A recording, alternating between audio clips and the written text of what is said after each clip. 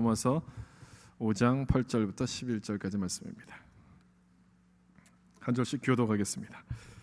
우리가 아직 죄인 되었을 때 그리스도께서 우리를 위하여 죽으심으로 하나님께서 우리에 대한 자기의 사랑을 확증하셨느니라.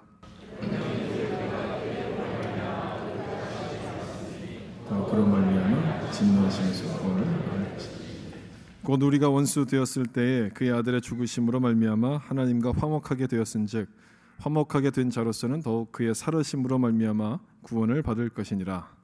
그뿐 아니라 이제 우리로 화목하게 하신 우리 주 예수 그리스도로 말미암아 하나님 안에서 또한 즐거워하느니라. 아멘. 오늘도 하나님의 은혜가 여러분 가운데 충만하시기를 예수님의 이름으로 축복합니다. 아멘. 믿음은 책임인가 은혜인가, 이런 제목으로 말씀을 나누겠습니다. 지난 두 번의 설교를 통해서 우리가 살펴본 것은 우리의 입장에서 본 믿음, 그리고 하나님의 입장에서 본 믿음을 살펴보았습니다. 오늘은 이 두 가지를 다 종합해서 다시 한번 믿음이 무엇인가에 대한 말씀을 좀 나누어 보려고 합니다. 교리적인 내용들도 있기 때문에 조금 어려울 수도 있겠지만 여러분들의 그 신앙의 기초가 되는 말씀이라 생각하시고 들으시면 많은 유익이 있을 것이라고 생각합니다. 교회를 오래 다닌 사람들 종종 믿음에 대해서 혼란스러워합니다. 오래 다녔어도 믿음에 대해서 혼란스러워하는데, 혼란스러워하는 이유는 뭐냐면 믿음이라는 것이 은혜를 말하는 것인지 아니면 책임을 말하는 것인지 구별이 안 되기 때문에 그렇습니다. 여러분들은 어떠십니까? 구별이 잘 되십니까?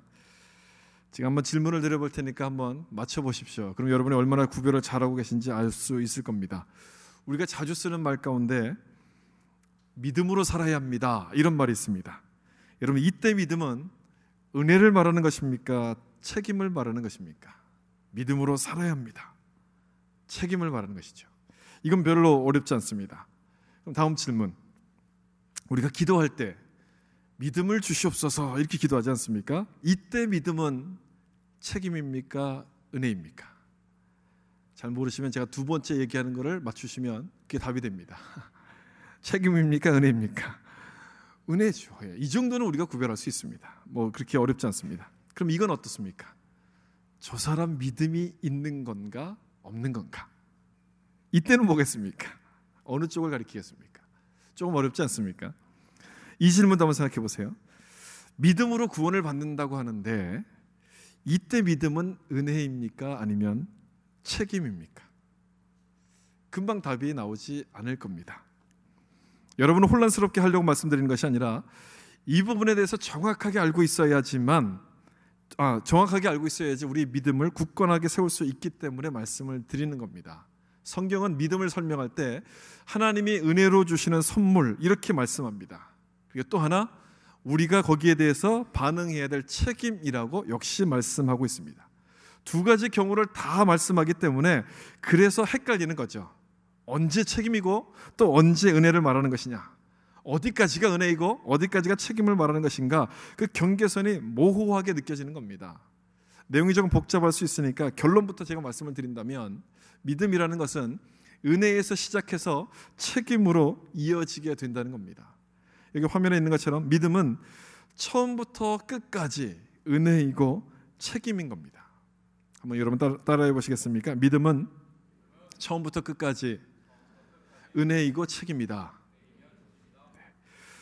이 부분을 잘 기억하셔야 됩니다. 칼로 물을 딱 자르듯이 여기까지는 은혜고 여기까지는 책임이다, 이렇게 할 수 있는 것은 아니지만 또 그렇게 할 필요도 없지만 어느 한쪽만 주장해서는 안 됩니다.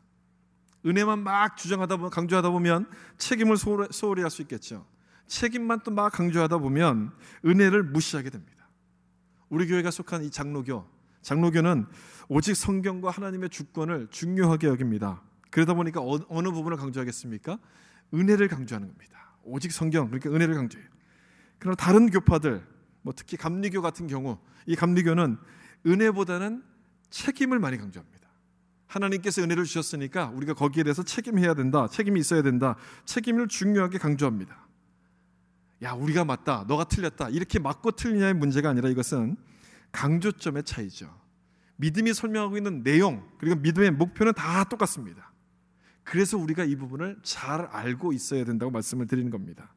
책임을 요구하는 믿음일지라도 그 믿음의 시작은 하나님의 은혜로부터 시작한다는 것을 우리가 기억해야 된다는 겁니다. 먼저 첫 번째 나올 것은 이겁니다. 은혜로서의 믿음입니다. 믿음에서 우리 은혜라는 부분이 있다는 얘기죠. 지난주 설교를 여러분 잘 기억하신다면 이 부분은 그렇게 어렵지 않을 겁니다. 지난주에 믿음은 누구로부터 누가 먼저 시작했다고 말씀드렸습니까? 우리입니까? 하나님입니까? 하나님이에요. 하나님께서 우리를 향한 열심, 사랑을 보여주셔서 믿음이 시작했다, 이렇게 말씀을 나누었죠. 이것을 잊어버리시면 안 됩니다. 이 부분이 아주 믿음의 기초가 되는 것이기 때문에 이거를 잘 기억하셔야지만 믿음이 흔들리지 않습니다. 앞으로 여러분의 머릿속에 아예 쇠뇌가 될 때까지 딱 믿음 그러면 하나님의 은혜로 시작한다, 이것이 쇠뇌가 될 때까지 제가 계속 말씀드릴 거예요. 이 부분이 흔들려 버리면 믿음이 다 무너져 버려요. 여러분, 기초가 튼튼해야지 그 위에 쌓아진 것들이 견고하지 않겠습니까? 기초가 흔들리면 아무리 좋은 걸 쌓아도 다 흔들려 버리는 겁니다. 믿음은 하나님으로부터 시작합니다. 여러분, 이 말씀 한번 보세요. 로마서 10장 17절 말씀인데, 여기 보시면 믿음은 어디서부터 난다고 되어 있습니까? 믿음은 들음에서 나며, 이렇게 되어 있어요. 믿음이 어떻게 시작하는가를 이 말씀이 아주 간단하고도 정확하게 보여주죠. 믿음은 저절로 생기는 게 아닙니다. 내가 믿어야지 그러면 믿어지는 그런 믿음이 아니라, 우리가 만들어내는 것이 아니라 무엇을 통해서 오냐면 말씀을 통해서 온다라고 말씀하는 겁니다. 그것은 말씀을 통해서 온다는 얘기는 뭐냐면 밖에서부터 우리 안으로 들어오게 된다는 그 말씀이에요. 누가 시작했다는 얘기입니까? 이것은 하나님이 시작했다는 얘기예요. 우리가 시작한 게 아니라 하나님이 믿음을 시작하셨다는 겁니다. 이런 면에서 믿음은 은혜가 되는 겁니다. 하나님이 우리를 찾아오시고 우리를 믿어주셔서 믿음이 시작하게 된 거예요.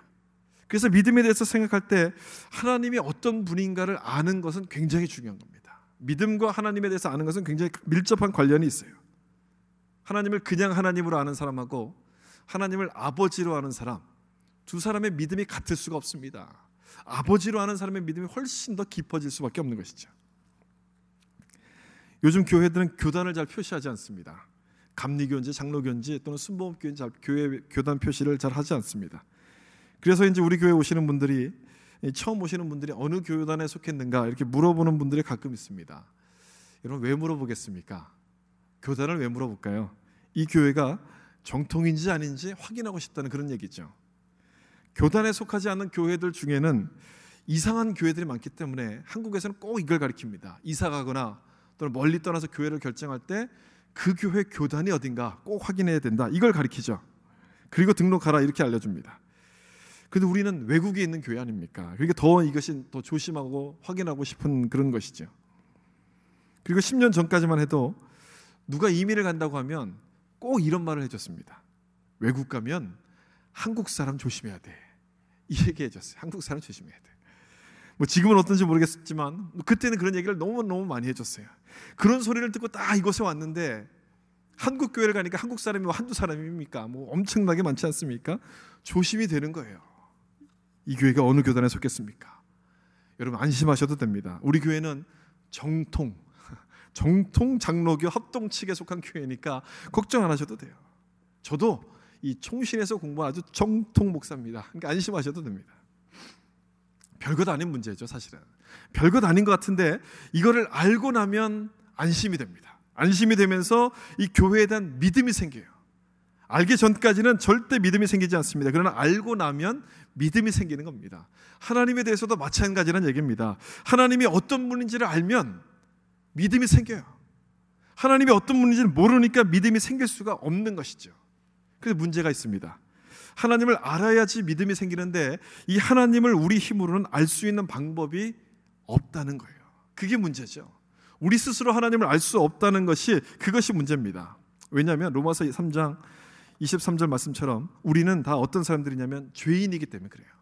우리는 죄인이기 때문에 하나님의 영광이 이룰 수 없습니다. 하나님께 갈 수도 없고 하나님을 알 수도 없고 하나님을 찾을 수도 없는 사람들이 됐어요. 하나님께로부터 이렇게 끊어져 버린 사람이 된 겁니다.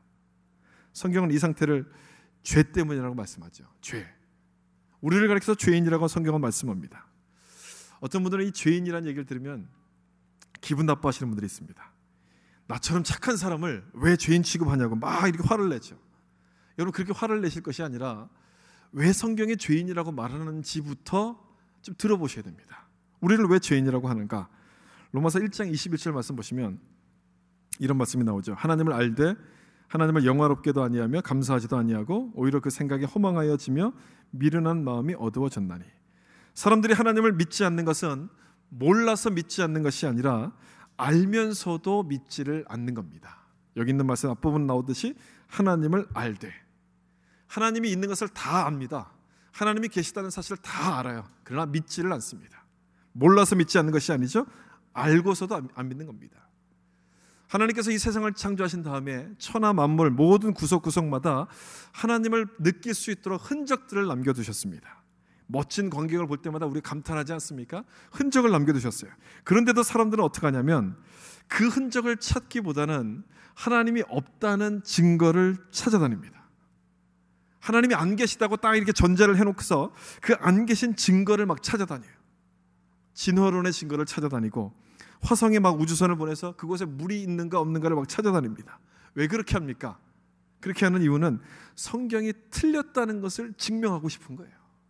그래서 그런 노력들을 하는 겁니다. 로마서 1장 21절에 나오는 말씀 그대로죠. 하나님을 알되, 하나님이 계신 것을 알면서도 믿지를 않는 거예요.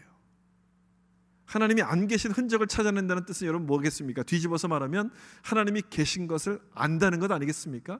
그래서 안 계신 증거를 찾아내려고 하는 거예요. 그래서 성경은 우리가 이렇게 해서 죄인이라고 부르는 겁니다.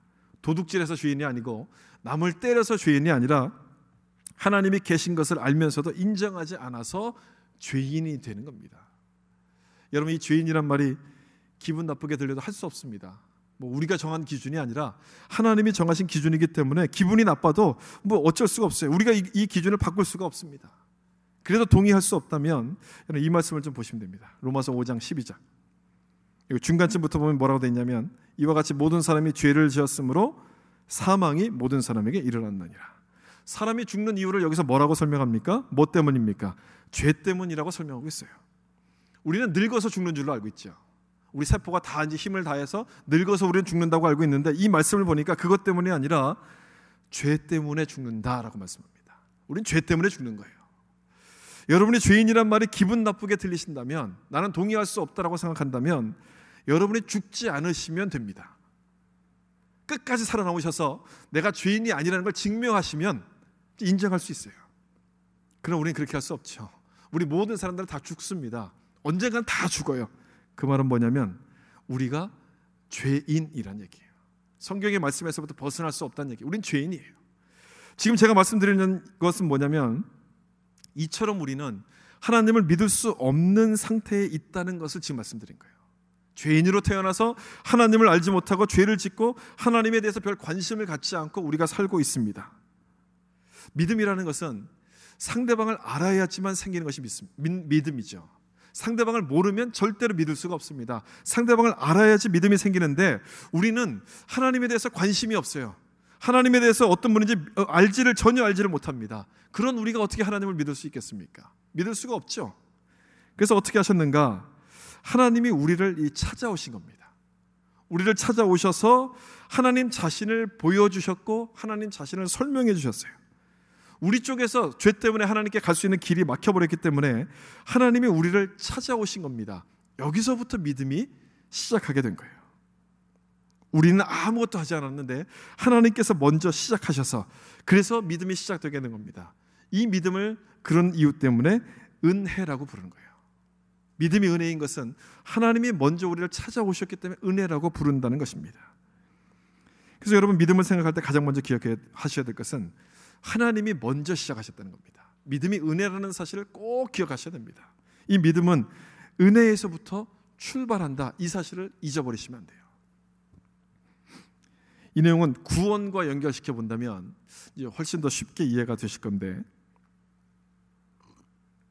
여러분, 하나님께서 우리를 구원하신 이유가 무엇입니까? 왜 우리를 구원하셨습니까? 우리를 사랑하셔서 구원하셨죠? 그 이전에 가장 근본적인 이유가 뭡니까? 물론 사랑하셔서 구원하셨지만 정말 근본적인 이유는 뭐냐면 우리가 우리 스스로를 구원할 수 없기 때문에 구원하신 거예요. 그렇지 않습니까, 여러분? 우리가 우리를 구원할 수 있다면 하나님이 뭐하러 우리를 구원하셨겠습니까? 그러실 리가 없지요. 우리 힘으로 우리가 구원받을 수 없기 때문에 우리를 구원해 주신 거예요. 그래서 이 구원은 우리를 찾아오셔서 죄로부터 건져주셨다는 하나님의 은혜를 설명하는 사건입니다. 하나님의 은혜죠. 이 구원을 잘 보여주고 있는 말씀이 오늘 본문 말씀 로마서 5장 8절의 말씀입니다. 이 말씀 우리 다시 한번 같이 한번 읽어보겠습니다. 우리가 아직 죄인 되었을 때에 그리스도께서 우리를 위하여 죽으심으로 하나님께서 우리에 대한 자기의 사랑을 확증하셨느니라. 아멘. 이 말씀은 아주 중요한 말씀입니다. 여러분들이 좀 암송하시면 좋겠고요. 자주자주 이 말씀을 묵상하셨으면 좋겠어요. 여기 있는 말씀처럼 우리가 아직 죄인 되었을 때, 죄에 빠져있는 우리가 할 수 있는 것은 아무것도 없습니다. 죄인이 뭘 할 수 있겠습니까? 죄인은 아무것도 할 수 없습니다. 하나님이 도와주시지 않으면 우리는 죄 속에서 그냥 사는 것이고 하나님과의 관계가 끊어진 채로 살 수밖에 없습니다. 그때 어떻게 하셨습니까? 그리스도께서 우리를 위하여 죽으심으로, 예수님께서 십자가에 죽으심으로 우리 죄를 용서하시고 끊어진 관계를 다시 이어주셨습니다. 왜 그렇게 하셨습니까? 그 이유가 뭡니까? 그 다음 말씀 보면 우리에 대한 하나님의 사랑을 확증하시려고, 확실하게 보여주시려고 이렇게 하신 거예요. 이것이 구원이에요. 이것을 구원이라고 하는 것이죠. 구원은 하나님의 사랑 그리고 하나님의 은혜를 확실하게 보여주는 사건이 구원이에요. 이 구원의 시점을 잘 보시면 이 부분이 더 명확해지죠. 이 8절 말씀, 예수님께서 우리를 위해서 언제 죽으셨다고 여기서 말씀하고 있습니까? 우리가 아직 무엇이었을 때? 죄인이었을 때 죽으셨어요. 그 말은 우리가 구원해 달라고 주님께 요청해서 주님이 죽으신 것이 아니란 얘기예요. 우리는 주님께 우리를 구원해 주세요라고 말한 적이 없습니다. 우리는 주님께 어떻게 하면 구원을 받습니까? 라고 물어본 적도 없습니다. 그렇게 해본 적이 없어요. 아직 죄인 되었을 때 우리는 구원에 대해서 관심도 없었고 요만큼에 대해 무감각했던 그런 모습을 말하죠. 그때 주님께서 뭘 하셨는가? 우리를 위해서 죽으신 거예요. 그때 아무런 감각도 없을 때 주님께서 우리를 위해서 죽으신 거예요. 우리가 하는 걸 봐서 구원해 줄게 이렇게 하신 것이 아니라 그것을 전혀 고려하지 않고 아무것도 우리한테 기대하지 않고 주님께서 구원해 내셨다는 것을 말씀하는 겁니다. 여러분, 구원이 무엇을 의미하시는지 이해하실 수 있겠습니까? 구원이라는 것은 주님께서 우리를 먼저 사랑하셨다는 은혜를 말하는 겁니다. 우리를 사랑하셨다는 거예요. 은혜를 말하는 것이죠. 믿음도 뭐라고 설명됐습니까? 우리가 하나님을 믿을 수 없으니까 하나님이 우리에게 찾아오셔서 하나님을 보여주시고 설명하셔서 알게 하신 다음에 우리로 하여금 믿게 했다고 말씀드리지 않았습니까? 은혜죠. 믿음도 은혜예요. 구원이 은혜에서 시작한 것처럼 믿음도 은혜에서부터 시작한 거예요. 믿음과 구원 이 두 가지 모두가 다 하나님의 은혜에서부터 시작하게 된 거예요. 그래서 이 구원의 조건으로 우리 가운데 요구하는 게 뭡니까? 믿음 아닙니까? 믿음. 구원의 조건으로 하나님께서 요구하시는 것이 믿으라는 것 아닙니까? 믿음을 요구하시는 거예요. 믿는 자가 구원을 받고 구원받는 자에게는 그 속에 믿음이 있는 거예요. 믿는 자와 믿음. 여러분, 이제 조금씩 좀 헷갈릴 겁니다. 믿는 자, 또 믿음. 믿음이 은혜인 것 같은데 그러면 믿는다는 건 뭐냐? 좀 헷갈릴 겁니다. 제가 설명을 잘 못 드려서 헷갈리는 것이 아니라 이 말이 좀 요상해서 헷갈리는 거예요. 요 믿으면이라는 단어 때문에 우리가 헷갈리는 겁니다.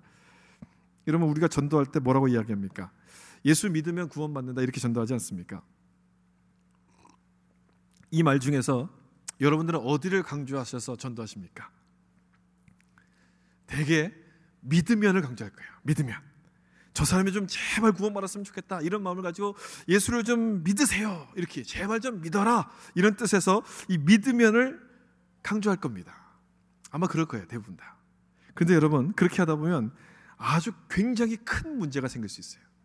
어떤 문제냐면 구원의 결과가 우리의 행동에 따라서 결정되는 것처럼 보일 수가 있어요.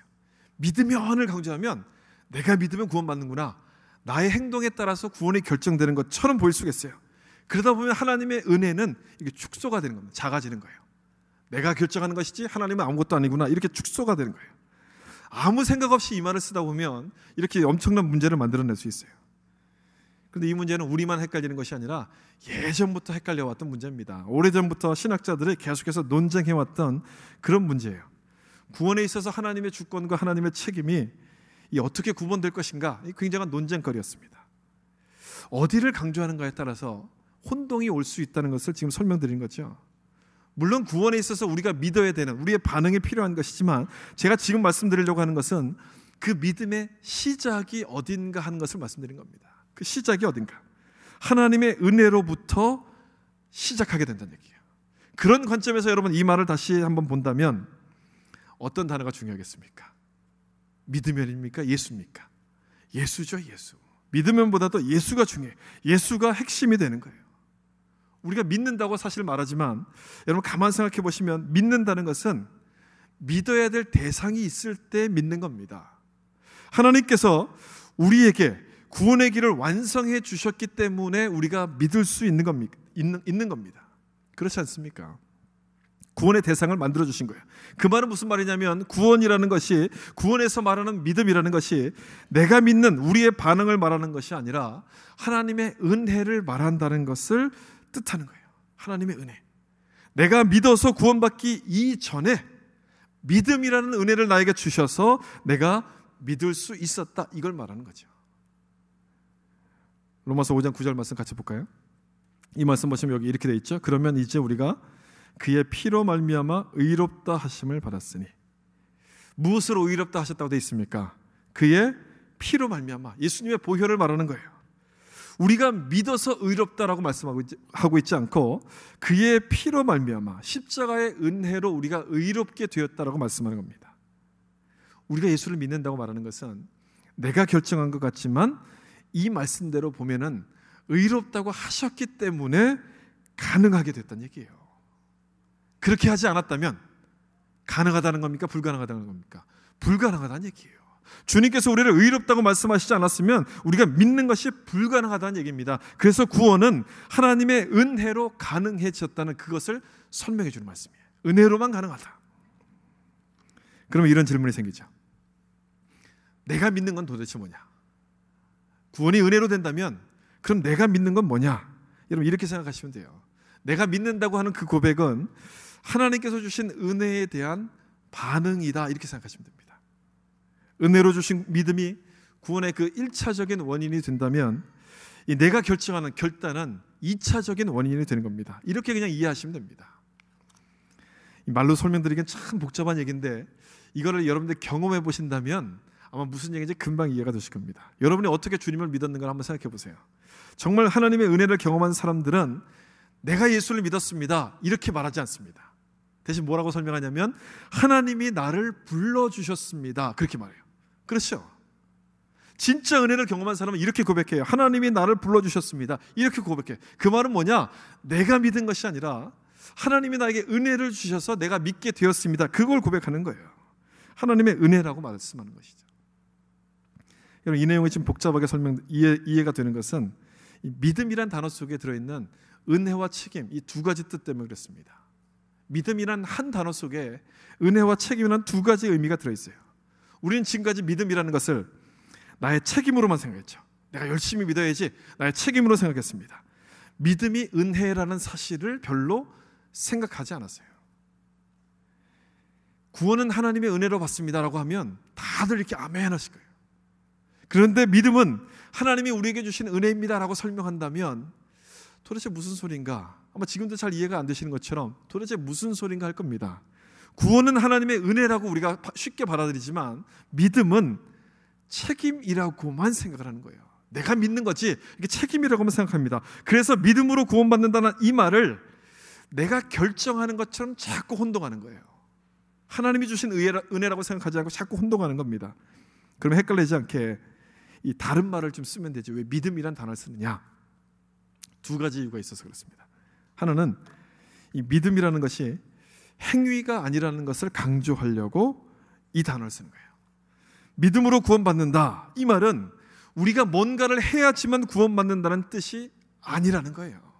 내가 믿어서 구원받는다는 그것을 설명하는 것이 아니라 믿음이 조건처럼 보이는 말이지만 이것은 조건이 아니라 믿음이 내용이라는 겁니다. 하나님이 이 믿음을 주셔서 우리가 구원받았다, 이거를 지금 설명하는 거예요. 그래서 이 믿음, 행위가 아닌 것을 강조하기 위해서 이 믿음이란 단어를 여기서 쓰고 있는 겁니다. 또 하나 이유는 믿음이란 단어를 쓰고 있는 것은 하나님과의 이 관계가 회복됐음을 강조하기 위해서 이 단어를 사용합니다. 믿음으로 구원받는다, 이 말은 단순히 죄가 용서됐고 이제는 심판을 면제받았다, 이런 뜻만이 아닙니다. 그것 이상의 것이 있어요. 무슨 뜻이냐면 하나님이 우리를 용서하셔서 이제 우리가 하나님의 자녀가 되었다, 관계가 회복되었다는 것을 말하는 겁니다. 우리는 이제 용서받은 죄인이 아니라 하나님의 자녀가 되어서 하나님 앞에 당당하게 갈 수 있는, 그렇게 관계가 회복된 사람이라는 것을 설명하기 위해서 믿음이란 단어를 쓰고 있는 거예요. 로마서 5장 10절 말씀 보세요. 곧 우리가 원수 되었을 때에 그의 아들의 죽으심으로 말미암아 하나님과 화목하게 되었은즉 화목하게 된 자로서는 더욱 그의 살아나심으로 말미암아 구원을 받을 것이니라. 여기 화목이라는 단어가 나오죠. 화목은 이 깨져버린 관계가 다시 회복되는 것을 화목이라고 말합니다.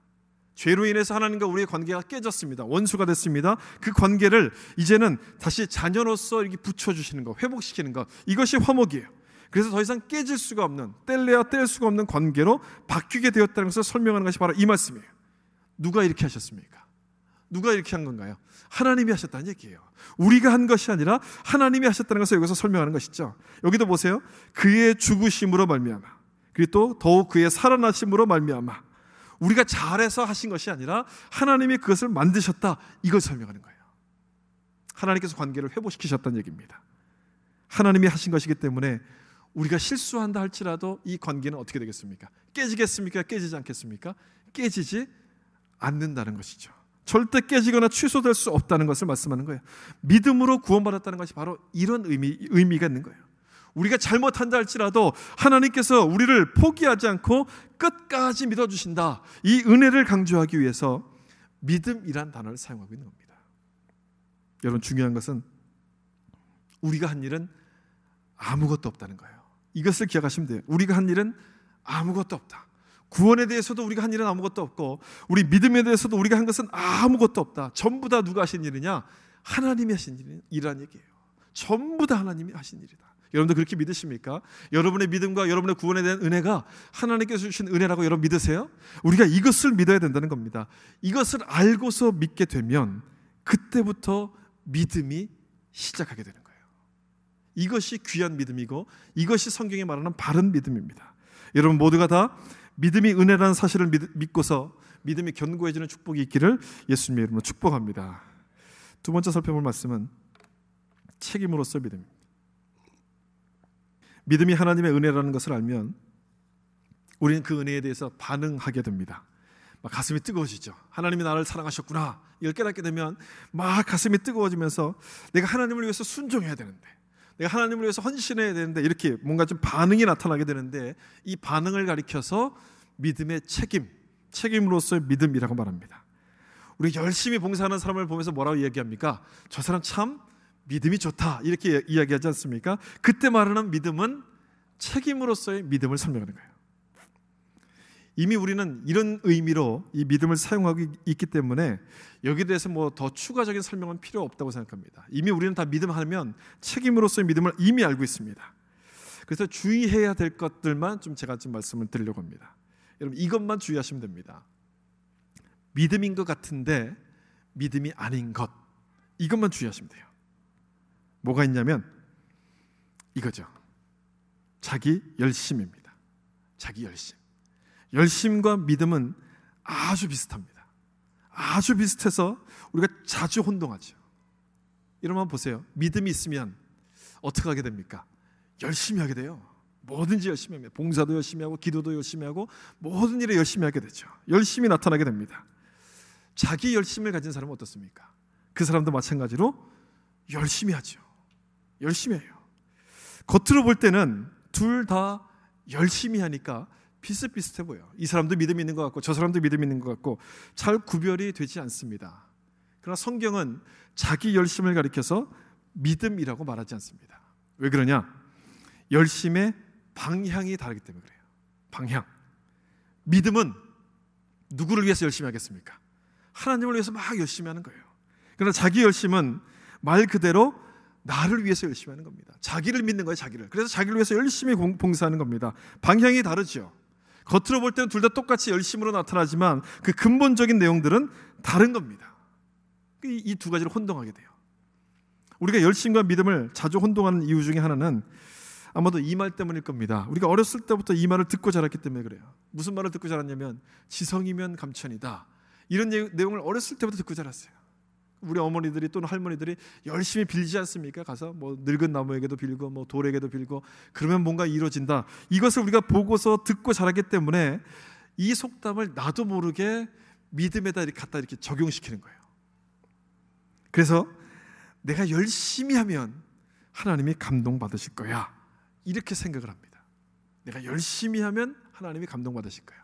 여러분, 이 말이 맞는 말입니까? 틀린 말입니까? 내가 열심히 하면 하나님이 감동받으실 거야. 이 말이 나쁘거나 뭐 옳거나 틀리거나를 먼저 따지기 전에 이것부터 생각해 보셔야 됩니다. 이 말이 나쁜 생각은 아니지만, 나쁜 말은 아니지만 여기에서 아주 중요한 한 가지 내용이 빠져 있습니다. 그것이 뭐냐? 하나님을 위한 일에, 이 말이 빠져 있어요. 하나님을 위한 일에 지성이면 감천이다. 이렇게 돼야 되는 거예요. 그런데 이 말이 빠져버린 겁니다. 그래서 이 말은 겉으로는 믿음을 의미하는 것 같이 보이지만 실은 자기 열심을 가리키는 말이에요. 자기 열심.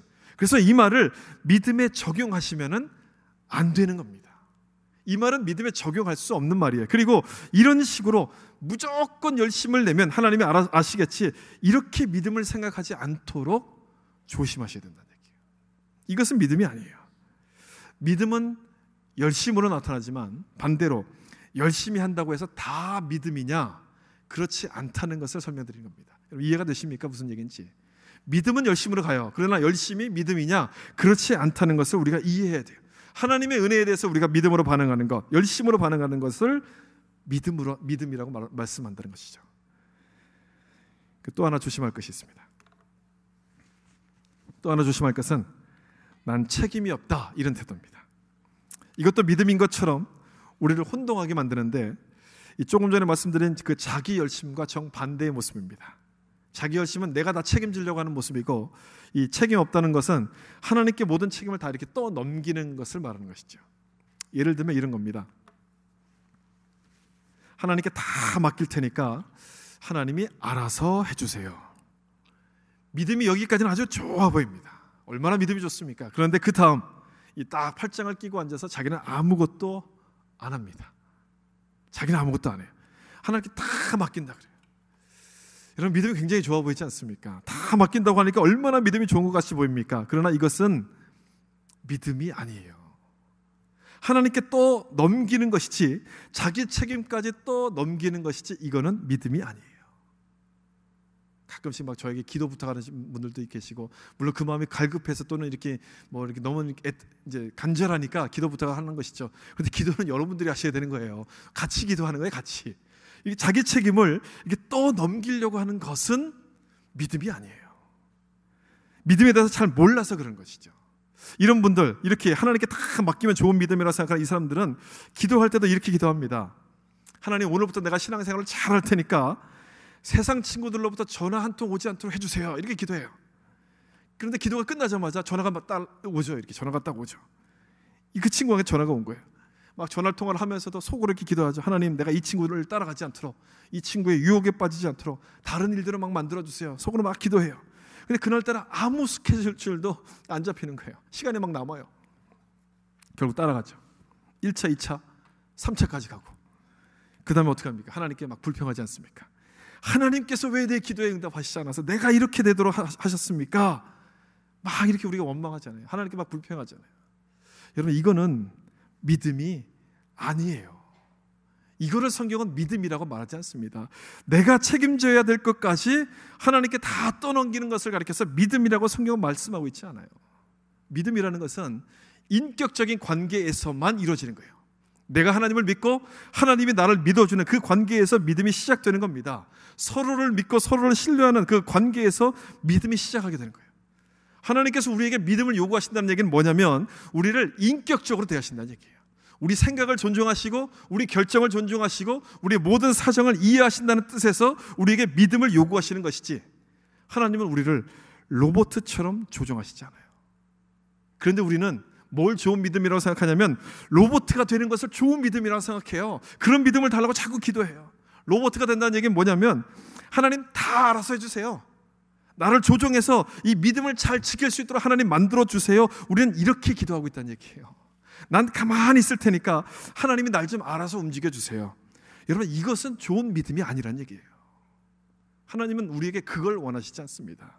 하나님이 우리에게 원하시는 것은 인격적인 관계, 믿음을 원하세요. 하나님의 뜻을 깨닫고 그 깨달은 바대로 최선을 다해서 내 책임을 지키기 위해서 최선을 다하는 그 모습을 하나님이 원하시는 거예요. 그것이 믿음이라는 거예요. 이 믿음을 우리가 가져야 된다는 거예요. 믿음에 이 두 가지 요소가 있다는 것을 잊어버리면 이런 실수를 하게 되죠. 이 두 가지 요소, 앞에서 말씀드렸듯이 믿음은 처음부터 끝까지 은혜이며 책임입니다. 이걸 잊어버리면 하나님께 떠넘기는 실수를 범하게 됩니다. 여러분, 다시 한번 따라해 보실랍니까? 믿음은 처음부터 끝까지 은혜이며 책임이다. 은혜에서 시작해서 책임으로 이어지는 것이 좋은 믿음이에요. 바른 믿음이에요. 이 믿음을 가지려고 우리가 노력해야 되고 기도해야 되는 거예요. 이 중에 한 가지만 고집하면 자기 열심으로 빠지게 됩니다. 이 중에 하나만 고집하면 나는 책임 없어, 하나님께 다 맡겨야지, 무책임한 태도가 되는 거예요. 이 말씀 한번 보세요. 로마서 10장 9절. 내가 만일 내 입으로 예수를 주로 시인하며 또 하나님께서 그를 죽은 자 가운데서 살리신 것을 내 마음에 믿으면 구원을 받으리라. 이 마지막에 있는 말씀, 내 마음에 믿으면 구원을 받으리라. 여기서 말하는 믿음은 은혜입니까? 책임입니까? 항상 답은 뒤에 있다 그랬죠. 은혜입니까? 책임입니까? 책임이에요. 이 말씀은 우리가 믿어야 된다는 그 책임을 강조하는 그 말씀입니다. 분명한 말씀이에요. 내 입으로 예수를 시인하며 우리의 책임을 강조하는 그 말씀이죠. 그런데 이 말씀이 우리의 믿음의 책임을 강조하는 말씀인데 그 책임을 강조하기 이전에 또 다른 것을 먼저 말씀하고 있다는 겁니다. 그 부분을 잘 보셔야 된다는 얘기예요.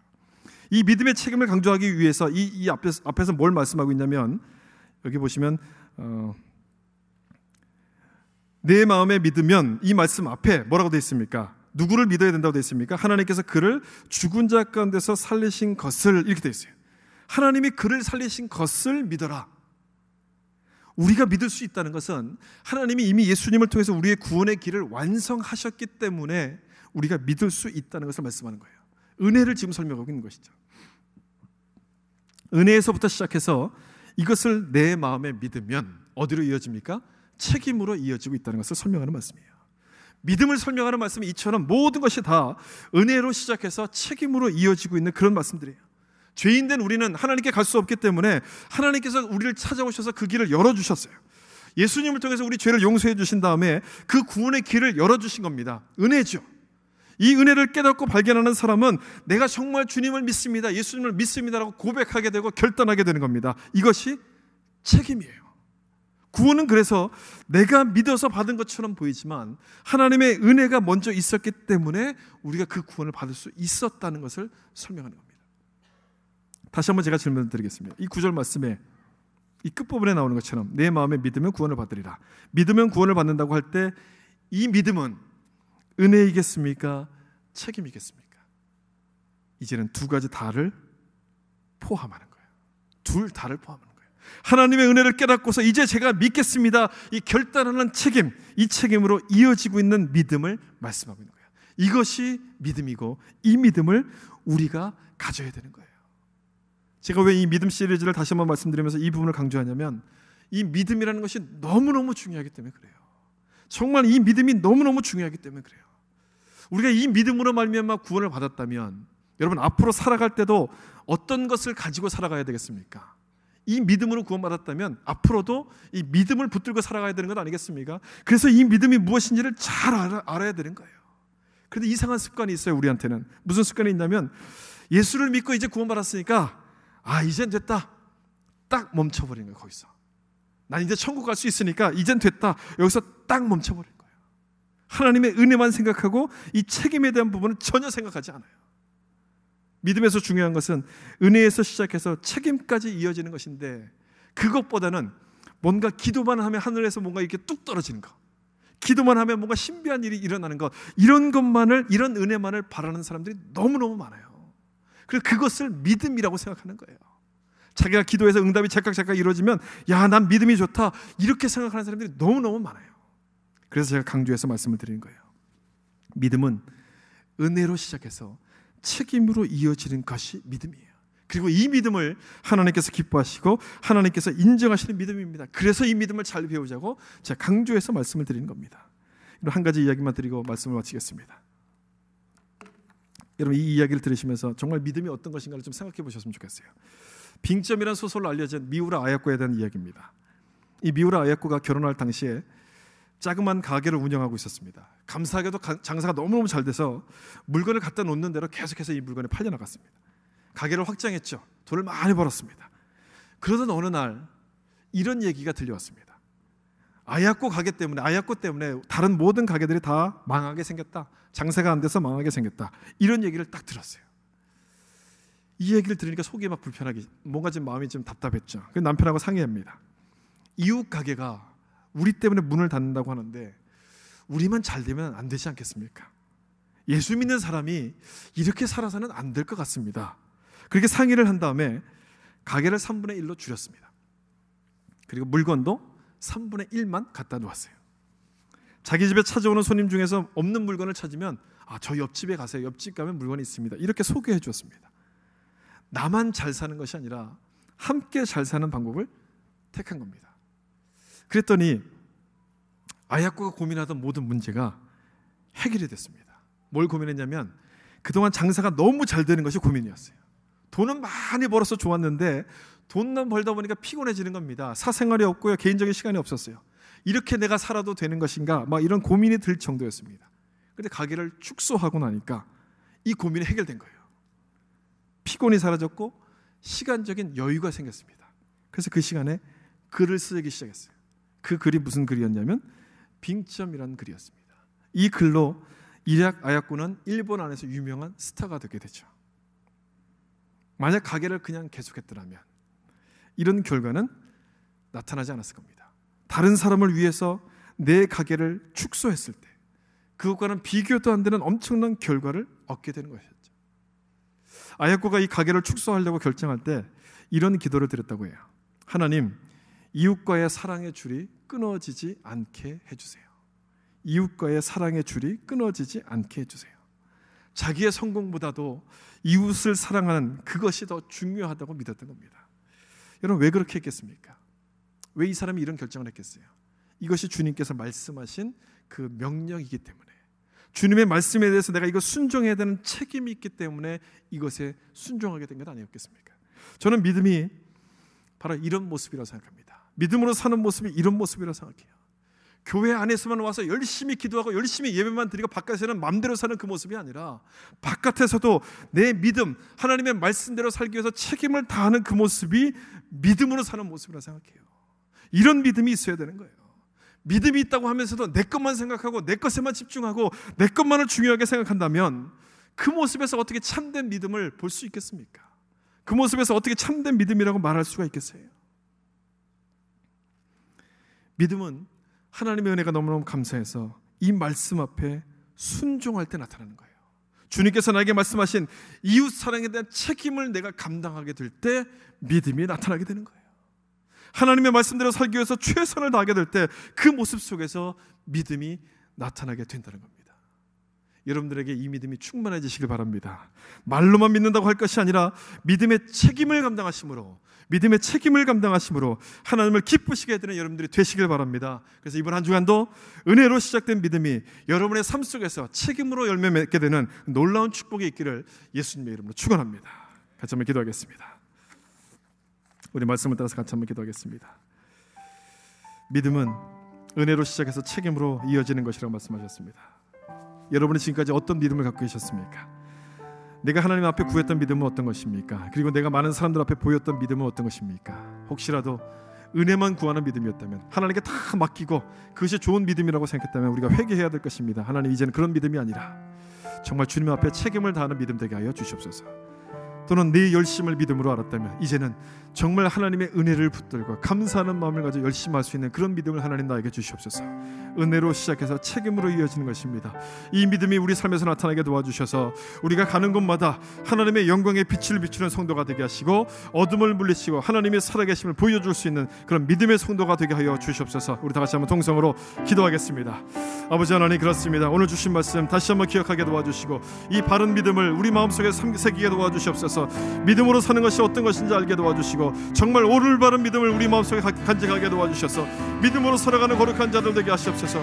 하나님의 은혜를 깊이 깨달아서 정말 우리가 그 은혜 앞에 하나님 반응하게 도와주시고 이 반응과 책임을 감당하는 그 거룩한 믿음 주셔서 정말 세상 사람들에게도 믿음으로 살아가는 모습이 어떤 모습인지 알게 도와주시옵소서. 아버지, 그렇습니다. 은혜만 붙드는 믿음이 아니라 정말 책임을 감당하는 믿음 되게 하시옵소서. 책임만을 자랑하는 믿음이 아니라 하나님의 은혜로 말미암아 시작된 믿음 되게 도와주셔서 이 두 가지 것을 통해서 하나님의 거룩한 영광을 나타낼 수 있도록 아버지 축복하여 주시옵소서. 그렇습니다. 올바른 믿음의 사람 되게 하시고 올바른 믿음을 갖게 도와주시고 이 믿음 앞에 주님을 향해서 달려갈 수 있는 그런 자들 되게 하시고 이번 한 주간도 이 믿음을 붙들고 이 믿음 안에 승리하게 도와주시고 아버지 하나님의 영광을 위해서 달려갈 수 있는 귀한 자들 될 수 있도록 아버지 축복하여 주시옵소서. 이런 귀한 믿음 주시길 원합니다. 이 믿음 주시고 하나님 아버지 이 믿음 앞에서 이 믿음으로 살아갈 수 있는 놀라운 축복의 말씀들이 임할 수 있도록 도와주시옵소서. 오직 의인은 믿음으로 말미암아 산다고 하셨사오니 이 믿음 주시옵소서. 정말 하나님을 기쁘시게 하게 하시고 세상과 싸워서 이길 수 있는 믿음의 성도들 될 수 있도록 주님 축복하여 주시옵소서. 오 하나님 감사합니다.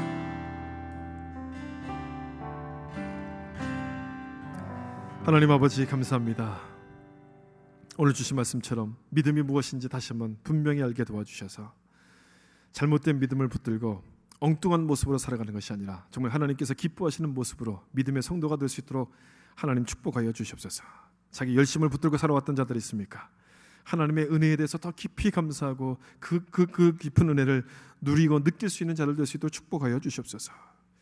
또 하나님께 다 맡기는 것만을 자기 믿음으로 알았던 자도 있습니까? 하나님, 이제는 나에게 주신 책임을 잘 감당하는 자가 되게 하셔서 이 은혜로부터 시작해서 믿음으로 이어지는 이 놀라운 믿음이 우리 삶에서 나타나게 도와주셔서 가는 곳마다 하나님의 영광을 나타낼 수 있는 큰 빛의 성도가 될 수 있도록 축복하여 주시옵소서. 잘못된 믿음 속에서 살지 않게 하시고 바른 믿음을 붙들게 도와주셔서 이 세상 가운데 어떻게 살아가는 것이 믿음의 성도의 모습인가를 보여지게 하셔서 우리를 통해서 귀한 영광 드러나게 하여 주시고 어둠의 세력이 물러가고 하나님의 영광의 빛이 비춰질 수 있도록 아버지 하나님 축복하시고 인도하여 주시옵소서.